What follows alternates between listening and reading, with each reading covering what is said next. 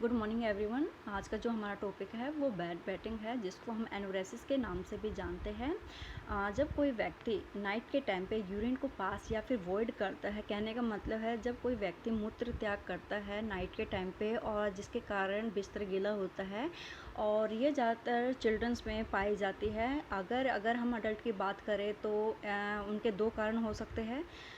या फिर जो व्यक्ति ज़्यादा शराब का सेवन कर लेता है उसके कारण क्या होता है, नशा ज़्यादा होता है और वो अपने ब्लडर पर कंट्रोल नहीं कर पाता है। और दूसरा का अगर कारण देखें हम अडल्ट में, ज़्यादा स्ट्रेस लेने की वजह से भी एनोरेसिस होने के चांसेस ज़्यादा रहते हैं।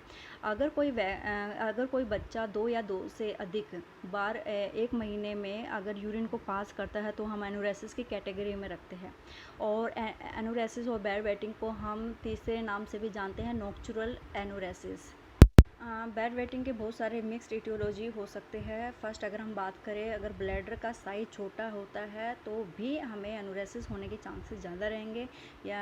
और यूटीआई मतलब यूरिन ट्रैक इन्फेक्शन होने की वजह से भी एनोरेसिस हो सकता है। और अगर हम बात करें माइनर इलनेस, जैसे कि अगर किसी बच्चे में जल्दी से किसी से डर लगता है या इनसिक्योर फील करता है, या फिर किसी से जल्दी किसी कंडीशन से डर जाता है, स्ट्रेस ज़्यादा लेता है, उससे भी बेबी को एनोरेसिस होने के चांसेस ज़्यादा रह सकते हैं।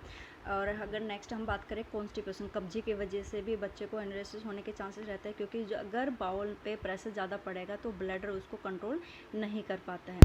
और एक कारण भी बन सकता है जैसे कि स्लीप एपनिया, मतलब कि जब बच्चा सो रहा होता है, जब वो ब्रीदिंग पैटर्न चल रहा होता है उसका, उस समय वो पोज ले लेता है, जिसके कारण ब्रीदिंग पैटर्न पे अफेक्ट पड़ता है और जिससे बच्चा क्या हो सकता है, एनोरेसिस का शिकार हो सकता है।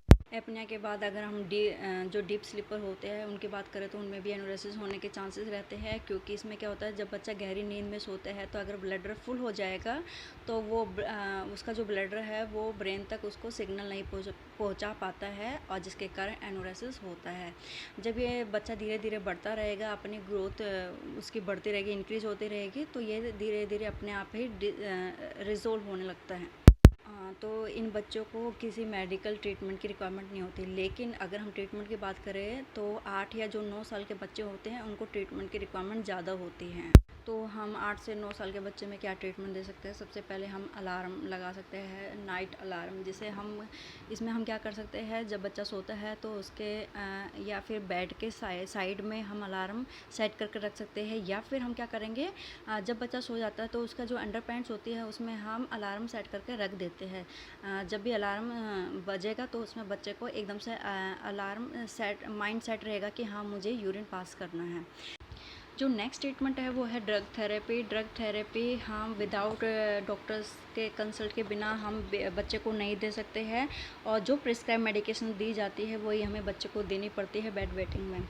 इसमें क्या होता है, यूरिन का जो अमाउंट होता है वो कम बनता है नाइट के टाइम पे, जिसमें ब्लैडर कंट्रोल की कोई भी समस्या उस समय नहीं रहती है और बेड वेटिंग नहीं होता है। और अगर हम आगे बात करें कि पेरेंट्स कैसे हेल्प कर सकते हैं बच्चे की एक बेड वेटिंग के टाइम पर, सबसे पहले हमें पेरेंट्स को हमेशा बच्चे के लिए कंसल्ट करवाना है डॉक्टर से। और सेकंड अगर हम बात करते हैं तो बच्चे के साथ बच्चों को हमें ट्रेनिंग प्रोवाइड करनी होगी। और कॉन्स्टिपेशन अगर होता है तो उसको सबसे पहले ट्रीट करवाना है, क्योंकि अगर कॉन्स्टिपेशन ज़्यादा रहेगा तो बच्चे में बेड वेटिंग की समस्या ज़्यादा से ज़्यादा बढ़ सकती है। और अलार्म, वही नाइट टाइम पे अलार्म हमें सेट करके रखना है, बच्चे को जाकर हमें उसको जगाना भी होगा टाइम टू टाइम। और पेरेंट्स को क्या नहीं करना चाहिए अगर किसी बेबी को या किसी बच्चे को बेड वेटिंग की समस्या है, तो ऐसे में बच्चे को कभी भी पनिश नहीं करना है इस चीज़ के लिए। और सेकंड थिंग होती है कि हमें बच्चे को कभी भी शर्मिंदगी महसूस नहीं कराना है, ना किसी अपने फ्रेंड्स के, ना किसी फैमिली मेम्बर्स के सामने। हमेशा उसको सपोर्ट करना है कि नहीं बच्चे, ये सभी बच्चों में ऐसा होता है, हमें भी होता था, और ये कोई ऐसी प्रॉब्लम नहीं है, ये टाइम टू टाइम जैसे जैसे आप बढ़ते जाओगे तो ये समस्या अपने आप ही धीरे धीरे कम होती चली जाएगी। इस तरह से हमें बच्चे की सहायता देनी है। Thank you.